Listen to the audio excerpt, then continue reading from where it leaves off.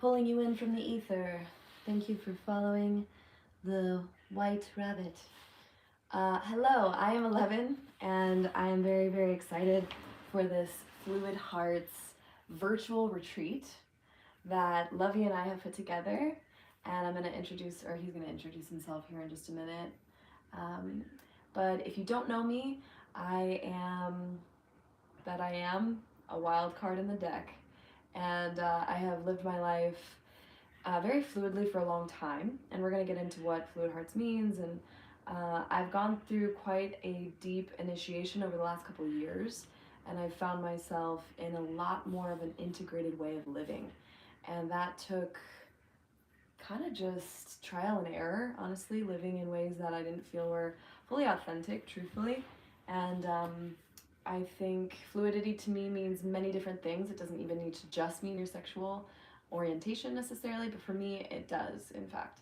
And so, yeah, I really realized that this lifestyle for me incorporates all of myself in my creativity, in the way that I even intuitively eat and feed and nourish my body, definitely in my sexual expression and open relating and all these different things. And so today we have a whole curriculum planned to share with you guys. So on Valentine's Day, wanted to offer this to you guys and those that are actually watching after Valentine's Day too. This just happens to be the day that it landed on for us to co-create this, and we're very excited to be here and share some things that we've learned along the path.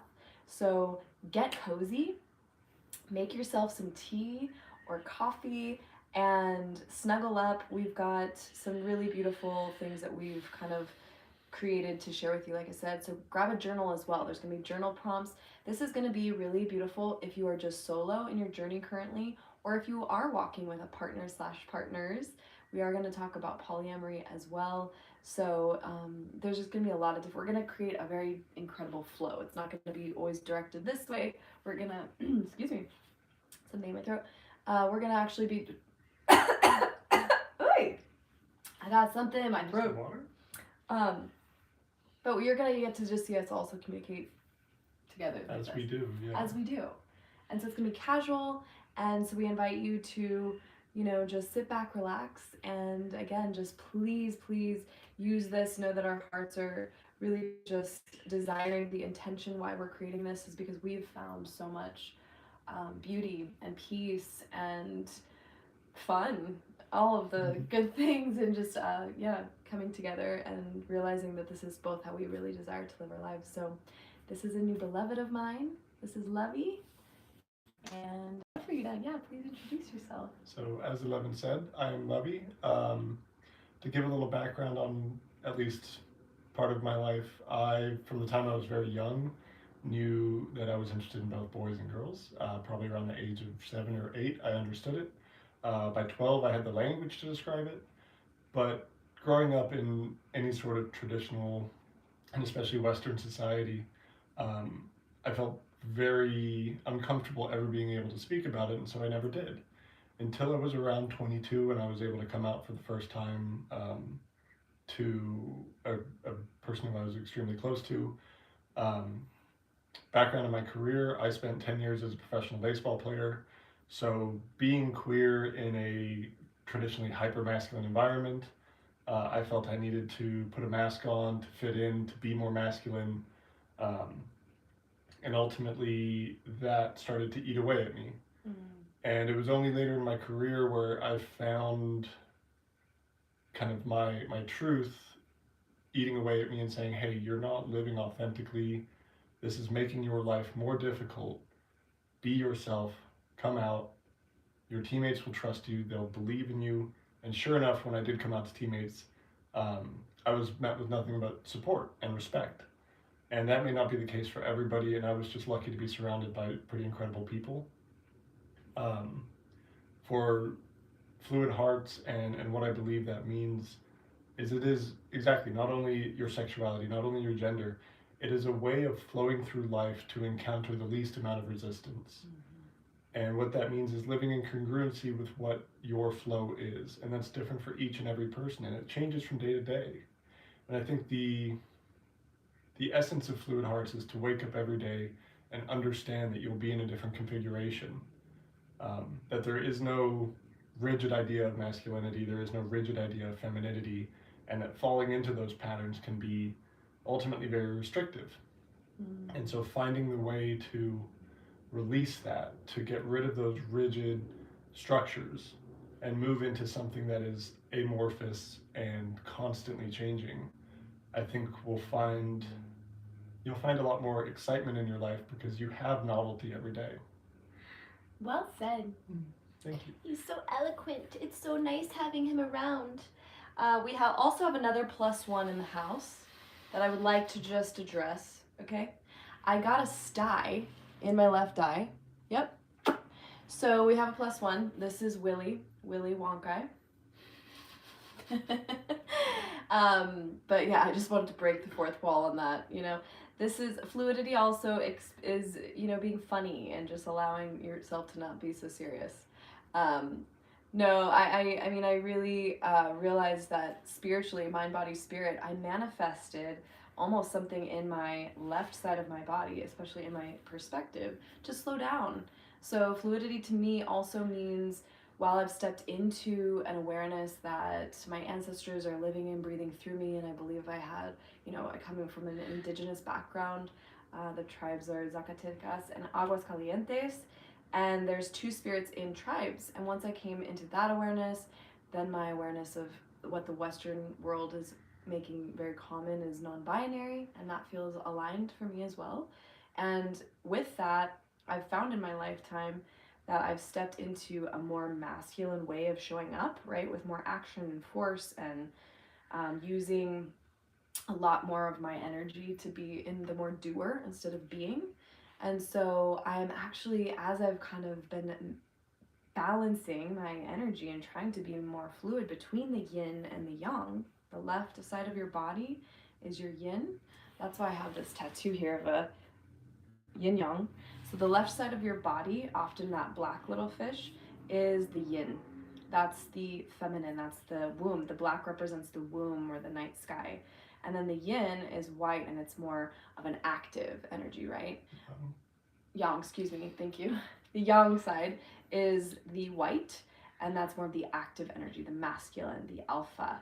So you've got alpha, omega. So even in my body, it was creating a sense of urgency to go, hey, your feminine side, your yin gets to receive, be a little bit more slow. And so I'm really learning to access all parts of my essence, all parts of my being, even in a, you know, AFAB, assigned female at birth.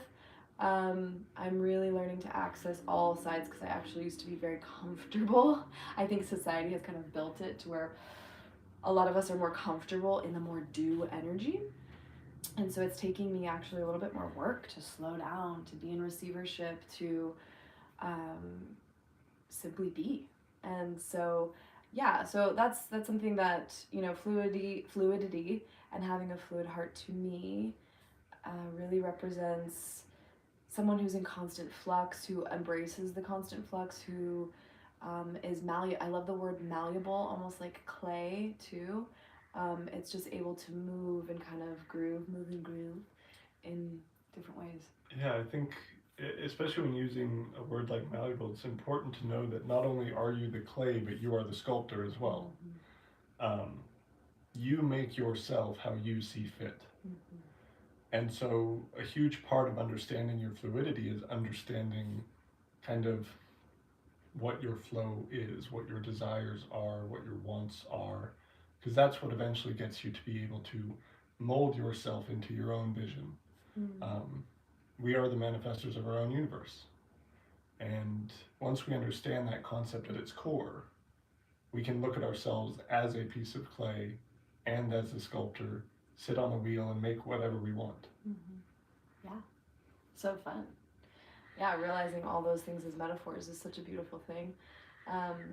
Also, I want to just like cast this into the ether that when we it was you who were the muse of Fluid Hearts. You use those languages those 2 words together, those combined letters of the alphabet, which are so beautiful. And while I actually have identified as fluid for a very long time, this concept of a fluid heart came in, landed in our conversation, and I just got so inspired, and I was like, oh, Lovey, this is the whole thing.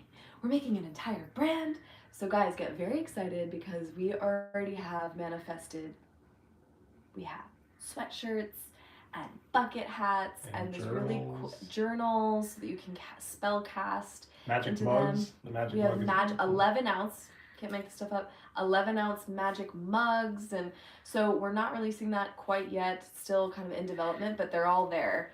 You actually can buy them if you really want to on my website already, but we're making an entire Fluid Hearts website. So the shop is live currently. I'll link that in the description box below when we're complete, but eventually I'm building the website right now for Fluid Hearts because we see this as a movement. Yeah. We see this as a festival, as a space to gather. So I see it like the queer sphere, a circle, of beautiful, fluid, queer, weird, fun friends. It's a beautiful way to strip away some of the labeling and some of the restrictive language and move into something that means whatever you want it to mean. Yeah. I consider myself queer fluid. Who I desire has nothing to do with their physical form. In fact, something I said to you the other day, I am attracted to people whose inner beauty is reflected in their outer beauty. And I think it really has to start with that true sense of inner beauty, that a pure heart and a fluid heart is what really draws me in. And as we are the manifestors of our own universe, that also tends to take shape in the physical form. And this doesn't mean traditional beauty standards either. Throw that out the window. Throw the Western traditional beauty standards out the window. Beauty is also in the eye of the beholder. And so no one can tell me what I find beautiful. No one can tell you what you find beautiful. Yeah, if you line up all of my previous partners and loves, and it's been men and women and all these beautiful characters, these sweet creatures that have plucked the heartstrings, and sure, there might be some underlying type that I think exists. Maybe like long hair and dark features. It tends to be partially, but also if you line up everyone, it tends to look like a cast of characters I'm so grateful to have walked with. And I'm so grateful to have experienced so much love in my life. So today on Valentine's Day, I have already thought of so many beloveds that I've gotten to have incredible chapters with. And I think to me, what excites me about this idea of also fluidity as a lifestyle, I see two individuals as like DNA strands, and I think that now that we're exploring the art of polyamory, which we're going to dive into a little bit later, it's this like invisible permission slip to just go, okay, maybe the road has completed for right now where I'm walking with this person. But I eventually, the road will veer back, like I said, with like DNA strands. And so there's beloveds currently that might not be in a close distance, as intimate currently, but I really see this beautiful, I like to use the word selah. In Hebrew, it means to pause.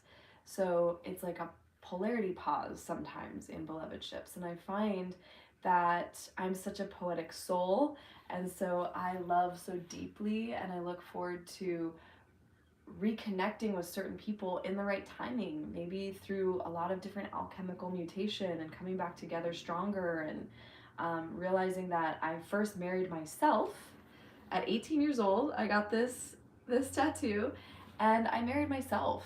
It wasn't for anyone at the time. I was 18, and I'll never forget going in and being like, yeah, let's put a heart on my ring finger. And it wasn't because I was in a partnership. I married myself, and that feels really honest for me. Now, after all of the stuff that I've kind of traversed, it feels really honest to walk in really cool partnerships, and now plural. And that's really fun too. And thank you for being somebody who is walking with me in this process too. So much learning, so much processing. Yeah, for anyone who thinks that polyamory is easy or all about the fun, and it is still relating. It's still learning to relate to another human being on a deep level, and it's that multiplied. And I think the learning process certainly comes a lot quicker because you are now having to keep up with multiple people. The way I like to think about it is love is an infinite energy. It is not a resource to be spent. You don't go to Thanksgiving and you're like, oh, Grandma, I spent a lot of time loving you last year. I'm going to love Grandpa this year. I only have enough for him. So love is this infinite energy. But time, attention, willpower, those are resources. And learning how to allocate your resources to make sure that you can provide for your partner to a degree where they are satisfied while still having enough left over for yourself is really the key to being able to maintain these relationships, is what I'm learning, at least. And you'd agree? Absolutely. Yeah. And I think when you learn to balance those out and you realize, okay, I have enough resources for my partner, I have enough resources for myself, and look at this, I've got a bunch left over. That's where you can start to work on expansion and bringing people in and continuing to balance that out and kind of spread the love. Yeah. Spread the love. Yeah, do you find, out of curiosity, because you said your partner and you put that before you, would you put yourself before your partner? You know what, you're absolutely right. Okay, I think that's a very, very that's a very important part to bring up.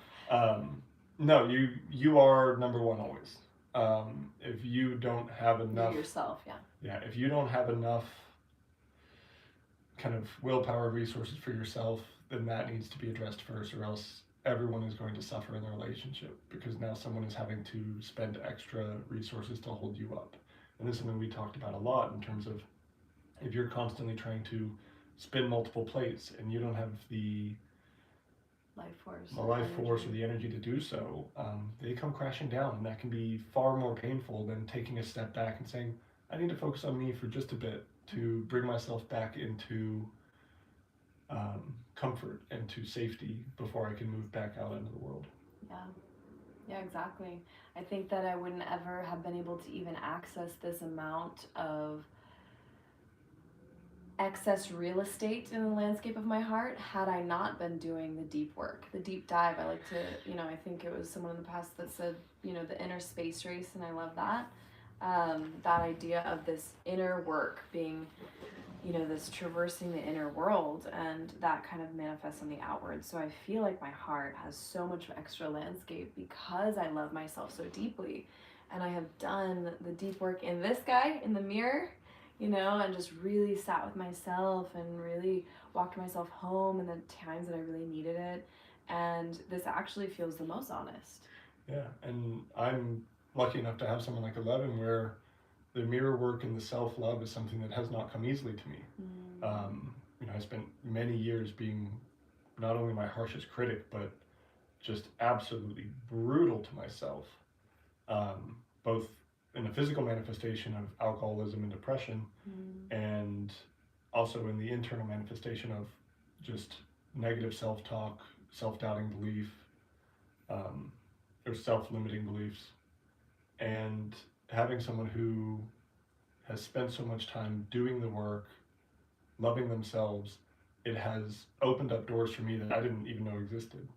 And it has allowed me to start this process, one step at a time, moving towards ultimate self-love, ultimate self-appreciation, and living life without doubt of my own power and my own ability. And so I'm eternally grateful to have been shown that light, and now even more grateful to get to share the light that you've given me to others. Yeah, thank you. I love your heart. It's so beautiful. And the very first moment that I met Lovey, here's the truth. So when we first met, we were just in a text conversation, and he's in the middle of writing a gorgeous book that all of you are going to be able to learn so much from. As you can see, a very brilliant mind. And so he gave me access to the first iteration of a book that he's working on. And so I am always moved by words. I'm a words person. One of my top love languages is most definitely words of affirmation, but just words in general too. And so I got access to this book, and I was able to read through it, and there was just such incredible channeled works in there of just so much of research, and then compiling it all together, while the through line being your story. And what I really was moved by is your story. And I'd love, actually, if you're open to sharing a little bit. We didn't talk about this before, but I think for people to, especially all of our beautiful male-bodied beings, that are watching this, I really feel that this gorgeous creature has so much to share and offer in your story. And so if you want to maybe just take a couple minutes to share a little bit of your breakthrough and you know, coming away with who you were, because I think it kind of all kind of happened at once, really. Meaning, I know there was probably a little time in between there, but yeah, are we referring to kind of from the mushroom trip, or what I went through in my early 20s? I think in your early 20s. Yeah. So to give just a little bit of background, I grew up as a fairly sensitive boy and cried a lot, and was just always pretty in tune with emotions, but was constantly beat down for having them. Not physically, but emotionally beat down and repressed, and told that boys can't cry, you suck it up, you know, rub dirt in it. The cliches that I'm sure some of you have heard were directed at me, and so it caused me to really retract from the world and repress my emotions to a degree in which I just no longer had any. And when I first got into pro ball, I, being a fairly neurodivergent individual, I struggled to be social at times, but I got into professional baseball, and now I had access to alcohol, and I had this kind of freedom at 17 years old to do as I pleased. And I very quickly found myself depending on alcohol as a means of curbing this mind and being able to relate to people a bit better. And then all of a sudden it became a dependency. And then all of a sudden it became a full-blown addiction. And I was living in downtown Phoenix at the end of 2015 after I'd had my second hip surgery. You know, I was starting to lose money, I was not where I wanted to be in my career, and I was drinking excessively. And this manifested in just a horrible depression in which I was completely disconnected from family, friends, and truly from any meaning in life. There came a point in which it felt like the peak had kind of been reached, and I decided, well, I guess that's it. I'm okay not being here anymore. And to not go into too many details, I went back to my apartment and attempted suicide by firearm. Through whatever manifestation you may want to call it, the safety on my gun was on, which is a practice I don't traditionally keep, and the trigger never pulled.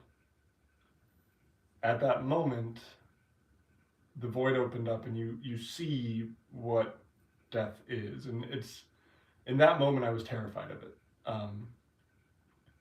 and immediately from then I passed out, and that was that until the following morning. And the part of the story that scares me more than anything is not the action of trying to kill myself. It was the following morning, waking up and acting as if it had never happened, and getting up and just going about my day and compartmentalizing it and saying, all right, I'll deal with that another time. And I didn't deal with it for years.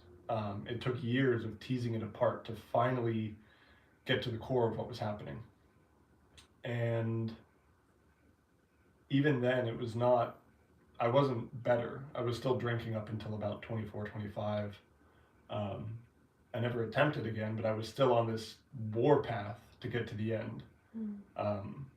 I felt no connection to this world. I felt no connection to spirit or humanity. I just wanted to not exist.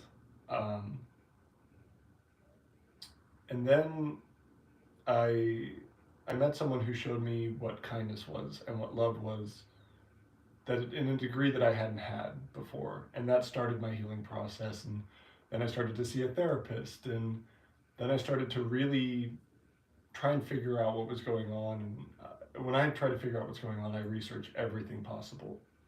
But I got to the end of logic and the end of reason and the end of science, trying to find an answer, and ultimately came up empty. What then piqued me was plant medicines, and the one that first piqued me was mushrooms. And my first experience was relatively recently. It was July 28th, my 28th birthday of last year, 2022. And from that moment to now, my life has changed so dramatically because I understood a more fundamental concept of what it meant to be here.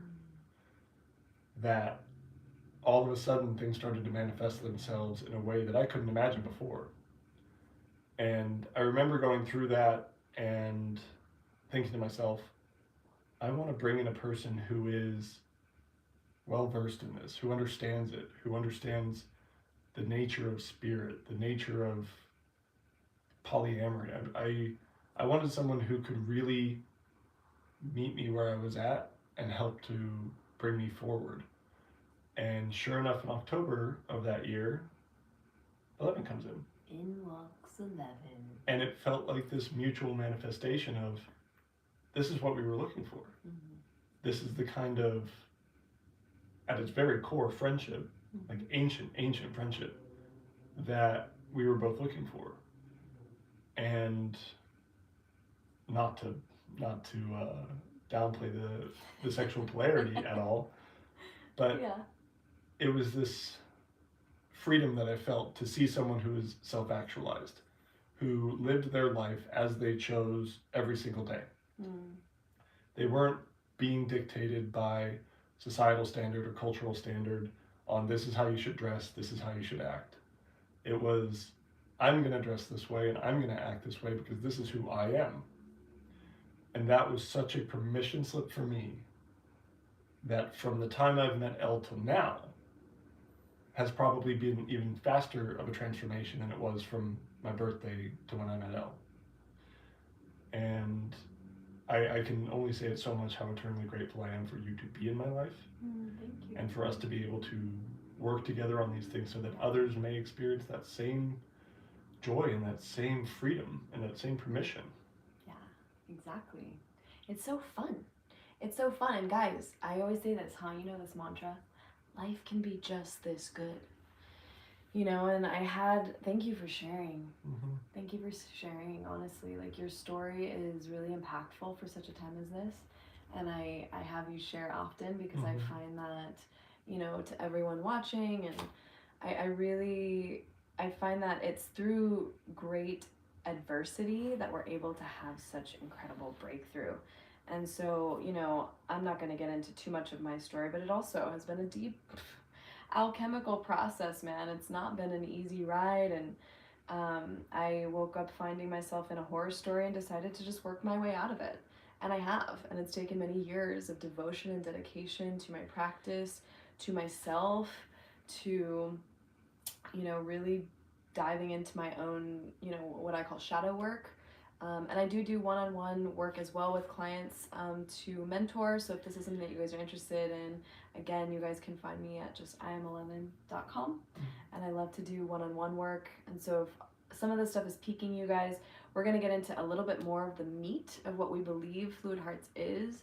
We actually related this, and Lovey made this beautiful illustration I'm so excited to bring out because we connected this with the elemental wisdom. So how dope is this infinity This symbol? was a fun little pre-stream project. Right? But before we do that, I know that we've been speaking a lot of words, and what I like to do is kind of get us set up with kind of coming back into the body, out of the mind a little bit, and into the body. We're going to just do a short breath work. So I love that we showed that illustration first because I call this the infinity breath. It's a breath that I do to balance the right and left hemispheres of the brain, which is also, again, as we mentioned earlier, the yin and the yang. So really connecting, you can imagine as you're breathing an infinity symbol kind of between your heart. You can imagine it gold and silver mixing. You can imagine different colors, whatever feels good for you. A rainbow. A rainbow, maybe like we did in this one. So what you're gonna do is you're going to put your two fingers, your ring finger and your pointer finger and your middle finger right at your third eye, and I like to just wake up my third eye, give it a little massage, kind of do some tapping. I am that I am. And then we are going to use the ring finger and the thumb, And we're going to alternate the nostrils. So what we're first going to do is go ahead and leave the left one open, and you're going to take a full breath in through the left. You're going to hold it at the top, and then you're going to alternate your fingers, block the left nostril, and then go out through the right. And then you're going to go full breath out. You can hold it at the bottom. Hold. And then you're going to go in through the right. Blocking the right. You're going to hold at the top. And go out through the left. So does that make sense? We're alternating the fingers like this. Full breath in, full breath out, and you're just alternating.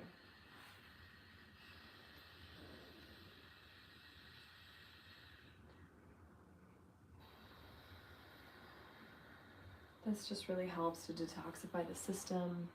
It really helps to balance, again, these energies. There's so many different things happening in the world right now, so it's really important to come back to the breath. To just allow your nervous system to come to a resting state. Imagining this infinity symbol, this flow, this fluidity between the left and the right. Even our brain works in different ways, right?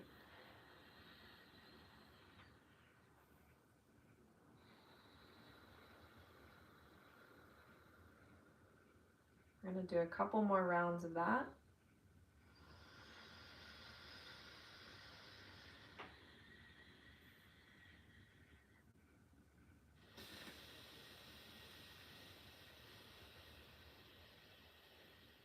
So in through the left. And hold. Out through the right. In through the right.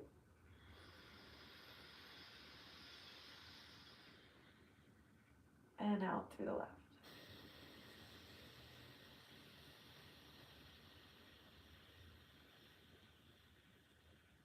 One more. In through the left.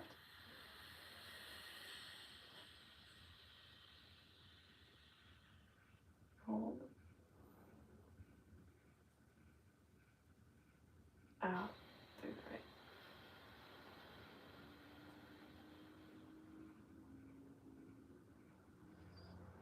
Then you can kind of just give your body a good stretch.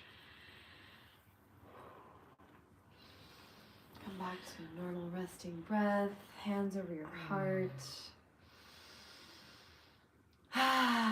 Thank you, thank you, thank you, Great Spirit, for this beautiful heart and every single being, not only in this avatar of 11, in Lovey, and those that are watching this. Thank you for these beautiful fluid hearts. And as we continue to learn new ways to access all 4 chambers of the heart, both metaphorically and literally, you know, it's a really beautiful thing that we have 4 different chambers in the heart, and we're connecting it to the elemental wisdom. So continue to, just allow us to access the full landscape of the heart. Ashe. All right. And so with that, we shall move into what this all means. Yeah. Right, so I'm going to move a little bit so I can point. So the important thing to remember about how these 4 elements work is that there is no starting point. There is no end. Wherever you are is where you are.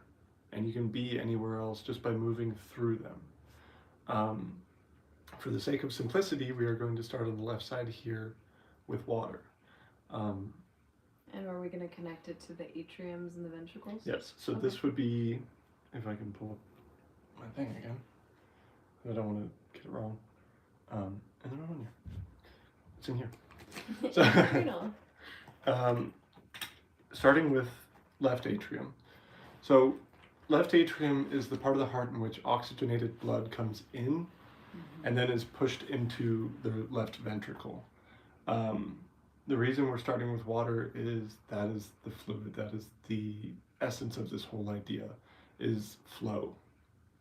And so we will start with the idea of flow coming in and moving across into earth. So we take the idea of the blood flow of our body and we send it out. So from the left atrium to the left ventricle and then out to the body as oxygenated blood.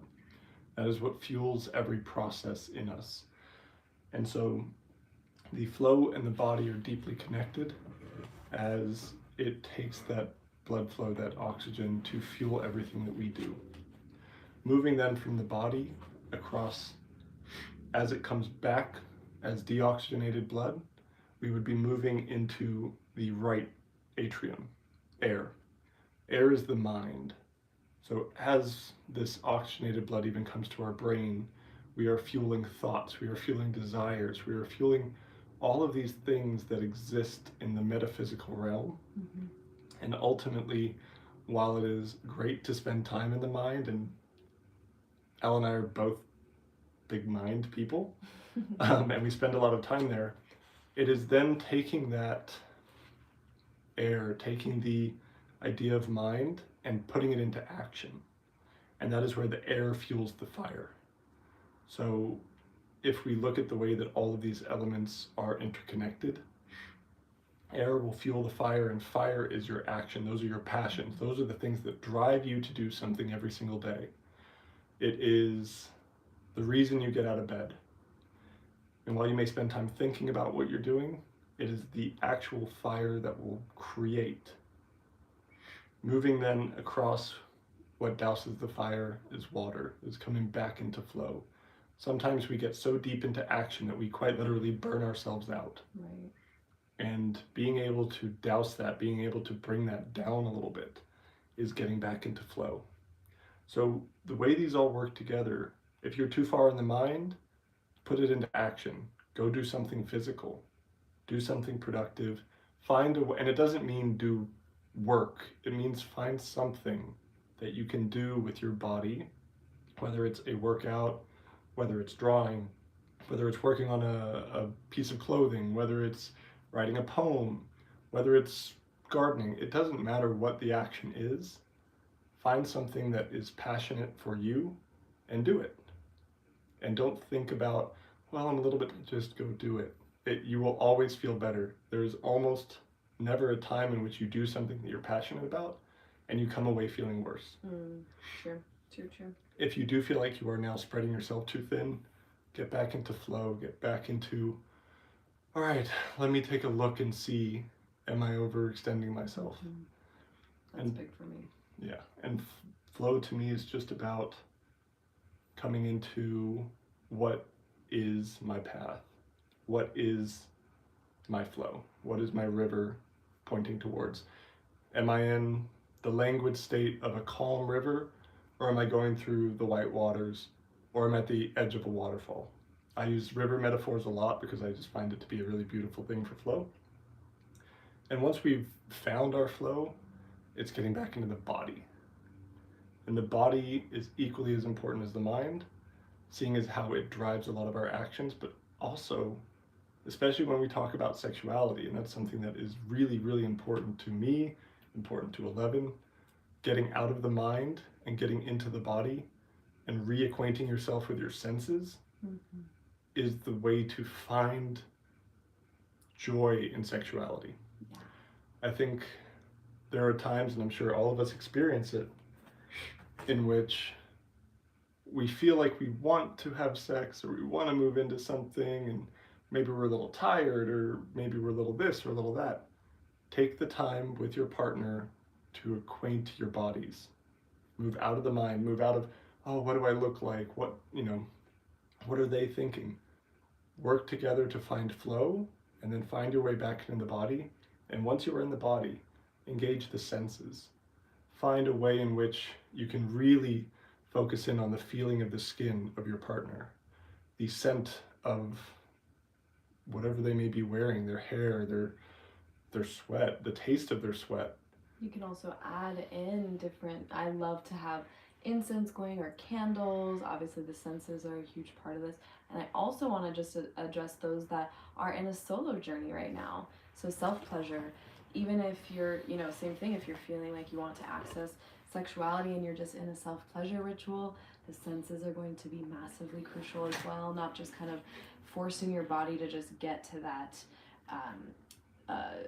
achievement, right? Orgasm should never really be the main goal. It should just be able, the ability to be able to be in pleasure is something that I've had to really train myself, because it was just this feeling of like, okay, I'm trying to achieve something. And that's when I didn't experience at all the amount of pleasure that I'm experiencing now in my life, because I've been able to really, again, come from a space, pun intended, of really falling in love with myself and taking time. And that's still something that I'm very much a student of, letting my body just like slow and be in that. So I just wanted to say that. I didn't mean to interrupt, but I just perfect addition. It's the idea that you cannot cause the river to flow any faster. Where you are is where you are, and taking the time to accept, all right, we're not quite there, but you can get there pretty easily. Taking time to just breathe together, to eye gaze, to feel each other's skin, to sound. So music, sound is so huge. important. He knows. Yeah, there's no way that I can even get into any sort of mood without having some sort of sonic frequency that like creates the landscape of what we're experiencing. I think because people think of sex as being fun, they think it should be easy. And I think to really have a healthy and productive sex life, it does take a bit of work. It takes a bit of building the scene. It takes a bit of effort to first set the scene to go on that journey. And then the focus must remain on the journey itself, not on the destination. Yeah. You are floating down a river. You are just enjoying that flow, whatever it may be. And then eventually, yes, you will return to the ocean, the orgasmic ocean of sexual pleasure. That will find its way to you if you are reconnected in the body of not only yourself, but your partners, doesn't really matter. Male-bodied, female-bodied. It's an adventure. Anybody. It's curious. I love to have a light heart about these things and be like in childlike curiosity. That has been so big for me, because coming from the religious background that I did, I had a lot of shame around just it being okay to even be in pleasure at all, right? So that's been huge reprogramming. And then when it comes to even sexual fluidity of just being, you know, it's been, I think like 16 years since my first partner that was a same-sex partner. And that has been a journey too, finding myself in this cool flowy state, and then now finding queer men as like a new part of my massive kink, guys. I'm just saying, because I think I'm this beautiful bridge between, and it feels really cool to be like, oh, okay. And they teach in sexual shamanism training of the idea of, you know, dominance and submissiveness and this balance between kind of shape-shifting. And I think that our sexual blueprint, we talked about that, our sexual blueprint is probably shapeshifters. Yeah. If you haven't looked that up, you can go look that up online, to see your own sexual blueprint, to see, you know, I think it really just is, determined on the partner. Yeah, I think to talk about fluid dynamics in sexual dynamics, when you're talking about dominant and submissive, I really want to address this for any of the male-bodied beings who are out there and listening. The masculine doesn't need to be penetrative. It doesn't need to be aggressive. It doesn't need to be rigid. The way that I like to think about it is to remain fluid masculine is to flow into and fill the shape of whatever container we are given. And that means being okay, being told, oh no, that doesn't feel great, can you try it like this? And not having your ego get shattered because someone doesn't like what you're doing. It is our privilege to pleasure. It is something that we should take enormous pride in being able to fill that container, whatever shape it may be. And I think losing the ideas of rigidity around masculinity frees you to have so much more pleasure. because now you're not afraid of yourself receiving, and you're not afraid of being more tender and being more slow and being more caring and being more attentive to your partner's needs, because ultimately the pleasure of your partner should be your pleasure as well. And to really embrace that idea of fluid masculinity as a means of achieving greater pleasure, I think will free so many men to reach levels of ecstasy that they have not experienced before. And once that starts, I think it frees you even more. So something I really wanted to address, because as a male body being who's now reaching new levels myself, I want all of you to experience this. It is spectacular, like you wouldn't even possibly understand right now. Look at this little smiling face, cutie.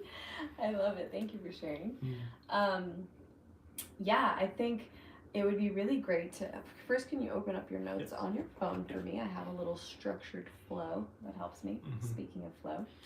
Oh, great. Okay, yes. So I wanted to invite you guys into the concept of sex magic. Now, this has been something that has taken me, forever a student, always a student. When did I first hear about, it doesn't really matter. I mean, it's been a few years now, and I kind of, I knew that there was just different ritual and stuff, and I've been in different ritual for many years now, and I hadn't related that to the art of lovemaking and sexuality. And then it was just through different research and just findings, and I was going, oh, of course, there's sex magic rituals that people are performing at a very high level, in fact, and this is how they're manifesting their wildest dreams. Right, of course, because it is in that beautiful liminal space in the orgasmic state that you can really draw from and magnetize some incredible things. So I want you guys, I'm not an expert by any means. I am a magician through and through, but still forever a student, and I practice magic, right? This is why they call it practicing magic. And I would say that we are definitely in practice and learning more and more as we grow and glow.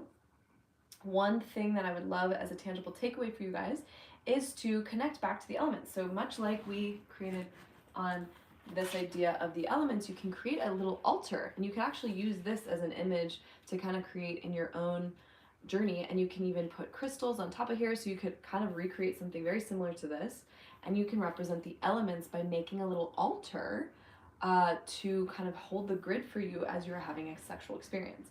So lighting a candle, obviously, for the element of fire, having a little, you could have a little glass or something to have water, then you could have flowers or something to represent the earth. You could even put tobacco, you could put, crystals. You could even create a grid here and put crystals. Have fun with it. For air, I like to use incense as smoke, as air. So you can create an altar with the elements in the gates. So this is something that I find, I have an altar set right actually here in my home, and my altar is continually set. And so I find that I have even just symbols of an ankh. This is an ankh. So this is a cross that has a loop at the top because this represents the yoni. So the cross, the original Christian cross, actually represents a phallic symbol. And then having the loop on the top is actually a form of breath work as well, is where you pull the energy. So this is deeply a part of sex magic ritual. This is important when it comes to looping your energy during sex. Being able to control your breath and to loop that energy, it's not easy to do. And for males especially, I think ridding yourself of the idea of orgasm being the goal, and instead being able to find congruency with your partner to achieve maximal pleasure, and then if simultaneous orgasm occurs, then everyone's happy. But it is learning to loop that breath and learning to control your body through top-down, neuro control, being able to use your mind to control your body. And it starts with the breath, because that is the one thing that each and every one of us has total control over. And I want to make that a point that this is something I'm learning. It is humbling at times, but it is a journey that I'm extraordinarily proud to be on. So in a moment, and I'd love to, or meaning like I don't know why I said in a moment, I'm trying to ask you a question. So in the moment of where you're feeling like that fire is like actually activated, right? We're in all the atriums of the heart, right? We're experiencing this flow, we're building this energy, and we're towards this point of the feeling. So when again, because the receiver is so interesting, having the more of the omega body, right? I am a female assigned at birth, so I'm pulling the energy up from the womb space up through the chakras, and then I can feel it kind of starting to loop. And so sometimes there's a point where I can feel my other partner, it's building so much, right? That fire. That's what it feels like, is fire. And it's that heat. And then I'll slow, and I myself as a receiver also connect with breath work. So this whole, Fluid Hearts retreat experience that we're doing is not really going to go too in depth. If you guys are interested in more of that, I look forward to sharing more of that kind of content in due time. But this is obviously a little bit more graphic probably than, it's not for this necessary, but I just wanted to at least touch on creating intention behind ritual, because that's what sexuality is. It is ritual. It is God speaking to God through communicating through the body and understanding itself better. So really, if you can come from an act of worship and devotion, recognizing the other as an altar, right? And just being like, oh wow, okay, this is me in worship, in devotion of other. So I find that just even that alone can be your offering to the other person. I love the idea of dropping in with eye gazing, really connecting the senses, so really, really taking into account all of those things. And you think that this, for me, when I'm saying this stuff, it almost sounds like obvious, but then I realize after talking to people that it's really, people are like, oh yeah, that's so true, I should do this. And I'm like, it should never feel like a chore. It should never feel like this act. If your body is not feeling like a full fuck yes, really making sure to honor that. Maybe, it does require a little bit more time. So just really asking for what you desire. This is some of the greatest work. So take some time in your journal today on this Valentine's Day, when you're watching this video, whether it is today or later, really take some time to map out what you do desire in your journal. Oftentimes we come from this place of realizing what we don't want. I don't want it done like this. I don't like this feeling. I don't want this. And that's totally okay to know what you don't want. But then honestly, letting yourself fantasize, letting yourself move and groove through what your wildest dreams and schemes are, and writing it out. I do desire this. What are your fantasies? And importantly, ridding yourself of the shame of what you desire. Yeah. Because I know a lot of us feel shame around things that have been told to us are wrong, or whatever terminology people have used to put us down sexually. Rid yourself of the shame. Yeah. There is no shame in what you desire. I think the only shame would be in not asking for it, because then you are denying yourself pleasure that you are absolutely deserving of. Yeah, eroticism is a really beautiful and very curious. I love that word. It is a curious space, and I'm, again, forever learning new aspects of myself and pushing myself to like different edges, maybe that I, once had a lot of self-righteousness for, to be honest. That's a lot of the stuff that I'm working through. And then also really remembering that you can't rush the ready. So really being gentle with yourselves as well, not to push yourselves into situations that could be dangerous. Really practicing the art of consent for everyone, on everyone's end. Really important to check in with your partners, asking, if this would be something they would be open to. Maybe it's not, maybe it is. You never know until you ask. Really educating yourselves and getting to know, what, feels right for each partner that you have. So maybe one partner feels really cool in some of the kink that you like to experience, and maybe there's another partner that likes it very, slow and a different experience. So this is why, for me and for Lovey, I think the art of practicing this art, and we're finding a lot through the process of this, of what feels good. Should we step into talking about polyamory a little bit? Yeah, I think it's, I think they go hand in hand? Well, I think the idea of really asking for what you want in communication goes so deeply into polyamory. The ability to kind of humble yourself and express whatever feelings you may be having or express whatever fears you may be having is such an enormous part of it that I'm new to and learning, and it is extraordinarily powerful to be on the receiving end of love from multiple individuals, and it may take different shapes. You know, there's metamors and paramours, where the paramour is what I would consider L to be, my close love, and then there's the metamors, which are the loves of my love. And I think understanding the dynamics of each and every polyamorous relationship is important, but the most important thing is understanding that polyamory is not one type of relating. It is the freedom to make your relationship whatever you choose it to be with your partners. And it is ultimate freedom, in a sense, to create something that works for you, for your partners, and ultimately for what may eventually be your polycule or your expanded family or your, whatever form you want to take. You have the freedom to do so as long as you are communicating and as long as you are expressing your desires, your boundaries, your fears. Yeah, I think it is something that makes the most sense for someone like me, that I just found myself in a situation that didn't feel the most honest, and I think that there's a couple things that I recommend that you guys read, so write this down, jot this down if you have a pen and your journal out. The book Polysecure, really helpful to understand your attachment styles, and then also the book Ethical Slut, also really helpful. And those books really helped me unlock a new level of awareness. And so for me, I find that I really desire to have balance between a male-bodied being and a female-bodied being, or plural. Right now it feels like honest that we're starting this really fun little polycule. It's so cute, and that's kind of flowing, and it's very slow. It's a slow burn, which feels really great. But just to open up to this has been something that's really been a desire of mine.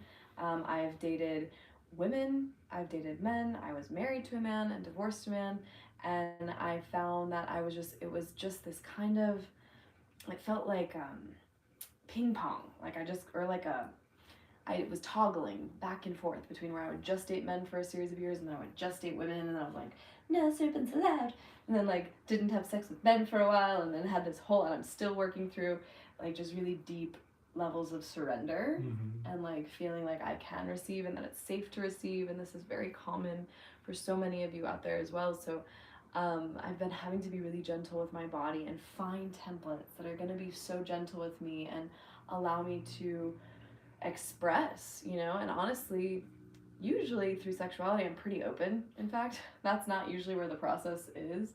It lies in a lot more of the authentic relating and in more of our conversations, because I find that that's where you usually open me up, is through here, through really deep conversation, sapiosexual, I would say, for sure. And yeah, so it's been trial and error, and I've tried polyamory with a few different partners, and I've learned so much. I'm not going to get into too many of the details of that, but I would say really learning to nonviolent communication, finding ways to check in. We just went through that this morning, talking about, hey, we actually live 2 hours apart from one another, so there's beautiful spaciousness between each encounter that we have, which feels so good, because I have my own space, he has his own space, and then we meet, and then we spend a few days together, and then go off on our journeys, and then reconnect, and that's feeling really, really good for me. I think that I start to shut down when it gets too domestic. Yeah, and with Elle and I, it is air and fire. It fuels, and it burns really, really bright. And so having that space to be able to come back down and to almost calm our nervous systems back to our personal stasis, I think is really good for us. And some people may feel wrong in wanting to be separate from the people they love. And I don't think that needs to be the case. I think being in your own space and having your own protected energy is really important. And then it is more of an occasion when you get to invite somebody into that space and you get to share your space and energy with them. I want to address that, and I also want to address for the male beings out there, be the template in which you can make the feminine feel safe. I will give you this as a small piece of advice because I found it to be extremely useful in relating and especially in consent, is to openly break the fourth wall and state you won't make the first move. You will not engage without an explicit presentation of control or handing over of control from another being. The way I openly stated is, hey, I am not going to make the first move. You have your control over your body, and you can either choose to make the move yourself or openly give me permission to do so. But I refuse to take control. I think one of the most damaging and traumatizing things that any male can do is to forcibly remove control from another person.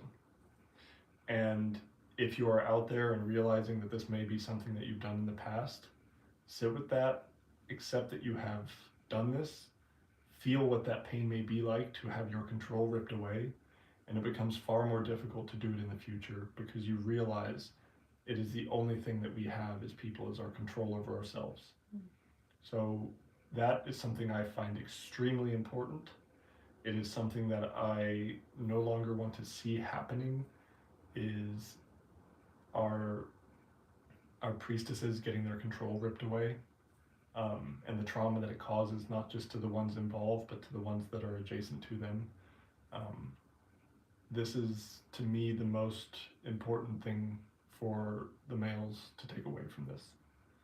It is our duty to protect and to revere the feminine, and in doing so, we must never, ever rip that control away. Well, thank you for saying that. I really appreciate that. It's so true. And as somebody who's witnessing you, I would be so curious, just like what your process has been through, because you've shared that, you were a baseball player and you had access, and I can only imagine, right? So I would be curious from like the masculine perspective, or just anybody really, but how were you able to alchemize and get there? Like in what was your way of travel in the ability to then witness that, to shapeshift, because you were a different template before. So what was that journey like? Where did that crystallize, or how did you get there? For those watching that are kind of like, I don't even know what you're saying, or how do I get there? Yeah, so I suppose when I was much younger, when I was in my teens, I didn't quite understand what it meant to have distinct boundaries, or what it meant to respect distinct boundaries. And while I always had extreme respect for the feminine, and I was never an aggressive individual when it came to that, there were certainly parts of me that worked to try and manipulate or to convince that this was something that they wanted to do. And over time, I sat with that, and I have certainly more female friends than male friends. And in hearing story after story, I shouldn't even say story, I mean, these are accounts, these are personal experiences in which these women had their control ripped away, and for whatever reason, people feel comfortable sharing a lot of, traumas with me. I think I do create a space in which people feel safe around the masculine. That's something I feel I've always had. But in hearing these accounts firsthand, it really triggered something in me, just a deep, deep pain, because I knew that this was going on every single day. I knew that this was happening to way more women than we even possibly understand, because it's so underreported, and it's such a difficult thing to speak on, that it sparked this, to put it bluntly, like a white hot rage towards the masculine, for continuing to perpetuate these harms. And I don't remember when I decided, but I dedicated myself to never acting as that template.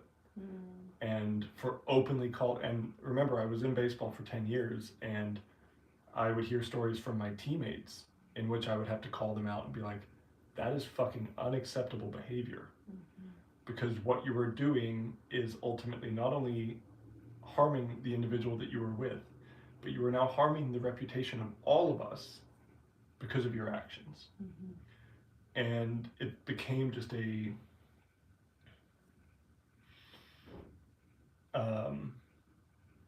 I don't even know what to describe it as. It is a personal mission. Yeah, personal mission is an incredible way to put it. To change that template. And to have these conversations and to at least express that there's a different way to do this. There's a different way to behave in which you are not being the domineering, conquering, patriarchal piece of shit that so many have been, because it is causing extraordinary harm. And you can hear me getting fired up about this, and this is not obviously where I wanted to go, but yeah, it's good. It is. This is pure. This is my fire. This is something that really drives me to what I do, and it is something I will continue to speak on and continue to call out anytime I see it, because especially now, in having really experienced the deepest form of love, which I believe is that open connection to spirit, which was actually facilitated by 11. It is even more concrete and crystallized in my body that this is something I will fight for until my final breath. Yeah, thank you for sharing. I would love to hear you elaborate too on, I think innately, as I've shared a little bit, just to give you guys a little bit more background, I grew up with, I think I was born just very, my life path, I was born with 11 toes, so there's that. Kind of a hybrid being from the beginning, from the genesis. And I also was raised in a very deeply spiritually reverent home. And so I always witnessed that in the template of my parents, and I also witnessed that in the sacred union that they shared.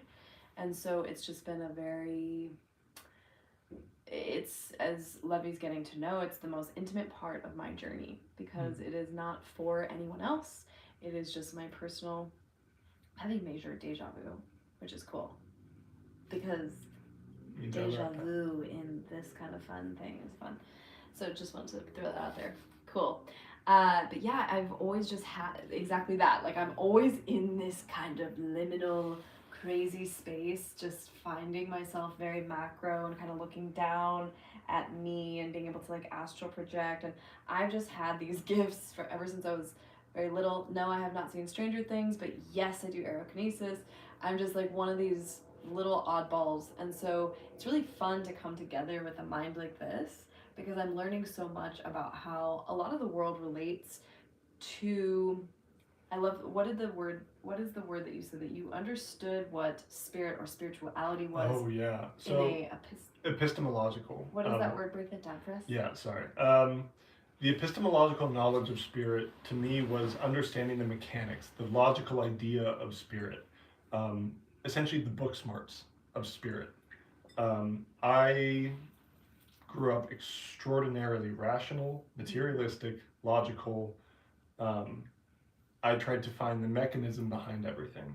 And in exhausting my research as far as I could, I got to the point where I understood that we were one with everything. I understood the fact, if you want to look at it as, the single electron universe, or strength, it doesn't matter which physics term you use, ultimately it's the idea that we're all interconnected through this one energy.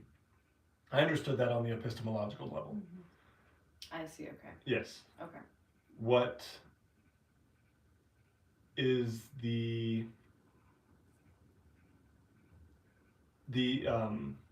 point in which that was taken to the next level is gnosis. So gnosis is the personal experiential knowledge of something. Something greater than yourself? Just whatever it may be. It is actually getting knowledge to the point where you experience it. Okay. And it is no longer this abstract idea. Right. And so I had this epistemological knowledge of spirit, and a few weeks ago, Elle and I were spending time together, and I was just being held. You know, I wasn't shown a ton of physical affection as a child. I wasn't shown a ton of affection at all, as a matter of fact. And so I had never really been held like that, and it was being held as if I was a child. And Elle asked me a couple questions. First of which being, you know, Elle was asking, why do you love me? And I had to think about it. What do you love about me? And I had to think about it, and I went, well, I love you because you're brilliant. And then Elle goes, well, what do you love about yourself? And I had to think about it, and I went, well, I love that I'm brilliant. And it was this click in my head of, oh, this is a reflection of myself. This is me showing up for myself and learning to love myself. And then I asked a question, what is spirit? And I almost always have an answer for a question. And I was completely stumped, and I sat there and I was trying to think about it, and I just went, I don't think I know. I don't think I've ever experienced spirit. You can see me tearing up now thinking about this. And all of a sudden, every boundary of this reality just dissolved. I mean, I've done 5-gram mushroom trips. I've done 7-gram mushroom trips. This was more powerful than any of those, in which I felt what it meant to be one with everything. And I felt what love was on the Gnostic level, on the experiential knowledge of what love and spirit and one really was. And I just started sobbing and sobbing and sobbing. And then as the tears started to dry, I started laughing at how simple it was. At how, if you just let go of these things that we've held on to, you are free to experience spirit in every moment of your day. And it was such a simple concept that it had me laughing, and then I was crying again because of how simple it was and that I'd been missing it for so long. And from that moment on, having that Gnostic experience, I walk through life now far more radically present than I ever was, because I understand that being present is the freedom to manifest your reality as you see fit. If you are not present, your reality is being manifest by automatic processes, subconscious programming, what you've been told your whole life. And that's what continues to manifest. Whereas being present and saying, I know what I desire and I can walk along the path to reach it, and I may not see what's around each and every curve, but ultimately if I stick to the path, I will find myself at this reality that I envision. And it was a life-changing experience for me, and it didn't come through high-dose psychedelics. It didn't come through sitting in an ashram for 20 years in silence and meditating. It came from being shown what the experience of love really is. It has dissolved boundaries for me, and it still takes me reminding myself every day that this is the reality we exist in, and that Elle has allowed me to flow again, has has taken down the dams within my heart that have allowed it to become fluid and to flow again. Mm. And I wish for each and every one of you to experience that, because it is the most beautiful thing I've ever had happen to me. I don't think I can go much further. Yeah, I think that's a fairly good cap to that. It was truly spectacular. Thank you. The ability to offer just such presence to other people can really help unlock them. So that to me is, again, the piece of advice that I have to all of you is just to, in any given moment, when you feel your mind, again, we talked a lot about the elemental wisdom, and so I have a very active mind, and I do my best to start every day in the mirror, just so I can really find the self beyond the self in my own journey, so that I can show up for others, right? And that's how I'm able to access all of this flow. It is a flow state, right? Fluid Hearts is having the ability to access the flow state, and that means through excitement and desire for, such deep, rich experiences in my life. And I believe in every single one of you guys to be able to access this too. And this is why we're so happy to be able to share. And I have some journal prompts that we wrote down just so you can kind of start really looking. This was a lot of information, a lot of different stories. We hope, our intention is that you leave from hearing some of these inspired, excited, curious, maybe triggered in some ways, right? Because it might be confronting to see two beings with such candor, such, sure-footed candor in our ways of showing up. This is our most authentic way of showing up, and I hope that you realize that every trigger is a treasure. Maybe polyamory doesn't land for you, that's okay. And by the way, just to add one little note on that before, in my experience too, I want to make note of this, that because I've seen polyamorous setups and it doesn't have to be sexual, so I just really want to give light to that too and shed some light there, because I have partners in my life that are life partners and that aren't sexual as well. And so once I kind of established that and nailed that down in my life, I was like, oh, okay, cool. So I think that I really watched interdependence be very embodied by my parents. And so I find that that's something to also consider and be aware of, that it doesn't always need to be that it's all sexually driven. We talked a lot about sex in this, but that's not always the case. So you can find beautiful beloved ships that might not access all of that. And maybe you're a partner that doesn't even actually want to access any of the sexuality, but be in close partnership with, somebody else, and lots of fun stuff to dig into, and we'll get into this more. It's the freedom to make it what you want. Exactly. So some takeaways for you guys in your journals and in just conscious communication, open communication with your partners, plural, and self-reflection.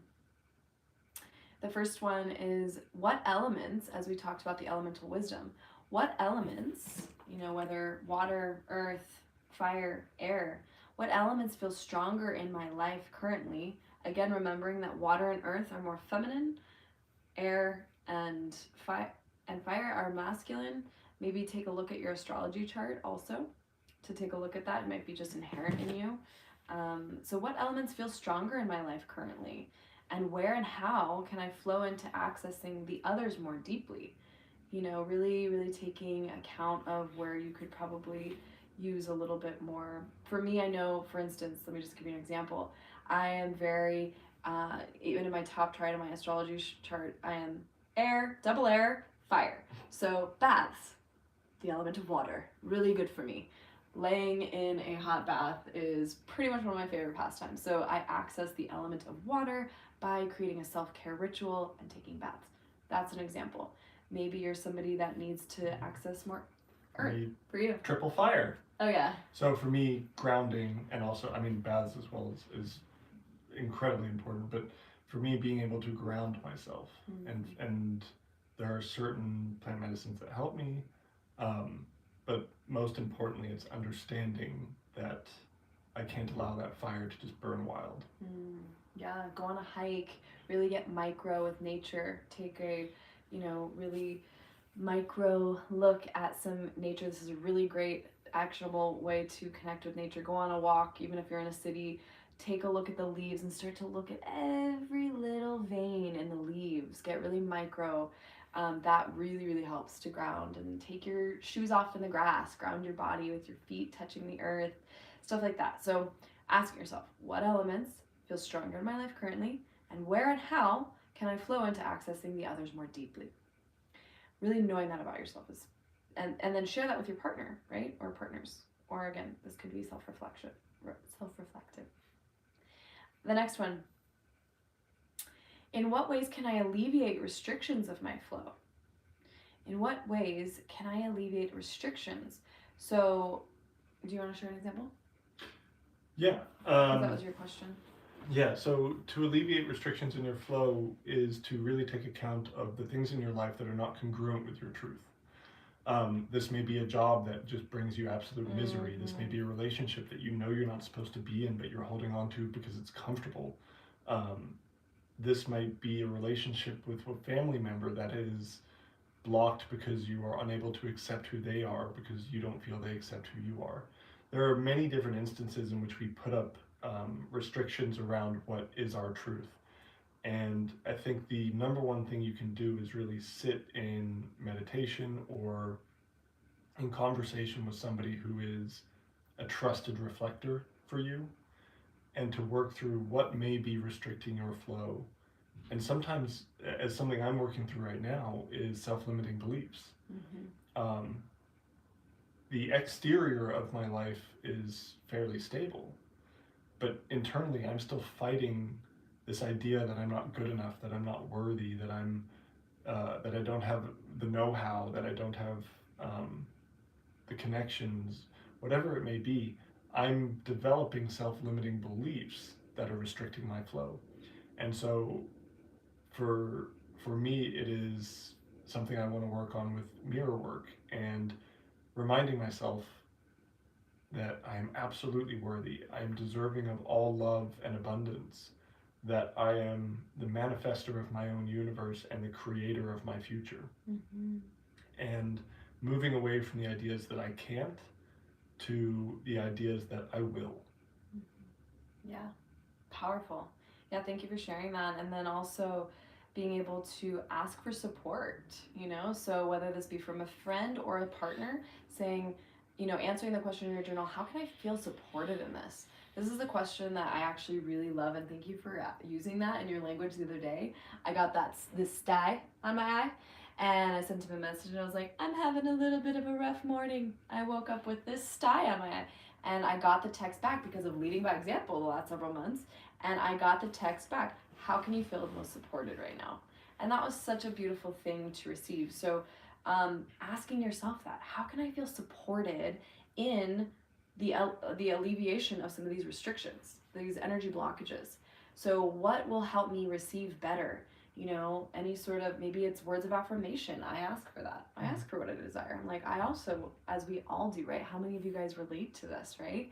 In your heads, you're probably going, oh yeah, Lovey, I also relate to self-limiting beliefs, because we all do. So really, really honoring yourself and asking for what you need, and how you can feel most supported. And the final one that, is going to be a good one for you to answer is, when I embody a fluid heart, I feel like, and you get to fill in the blanks, use your journals as just pages of your heart's, your soul's cry, And so what does it feel like? I'll lead by example and share. I'm going to just tune into my heart. When I embody a fluid heart, I feel like a unicorn.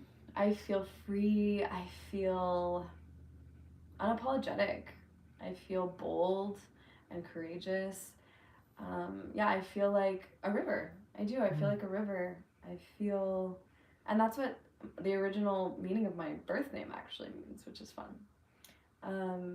But I do. I feel like I'm able to take a breath. Like I can just, when I'm in this fluid state. What about you? I'm glad you used the river, because I still love my river metaphors. When I embody a fluid heart, I feel as though I am a single droplet among the flow of an enormous river, that I'm interconnected to this giant, enormous,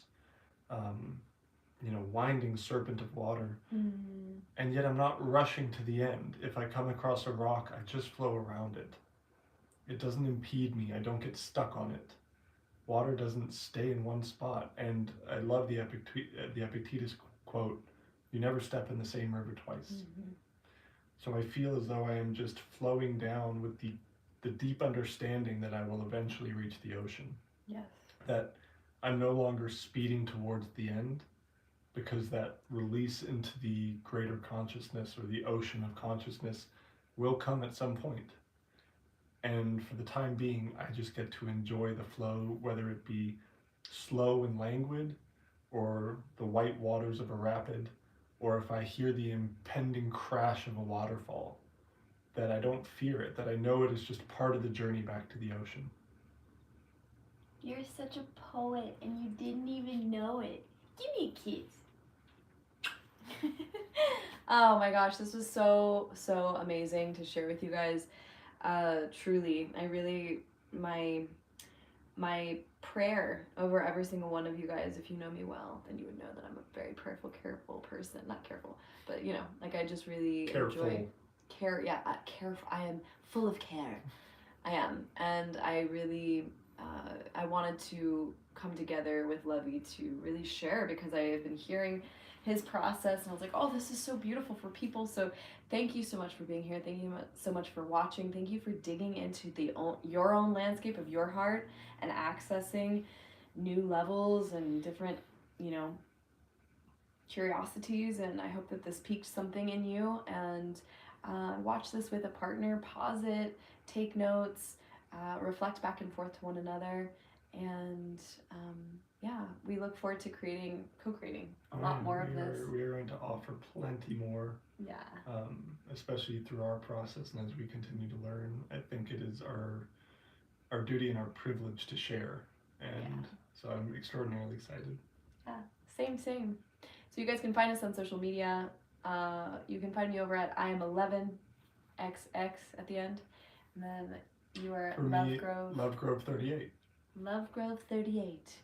And stay tuned for the Fluid Hearts merch. We've got so many fun things in the works.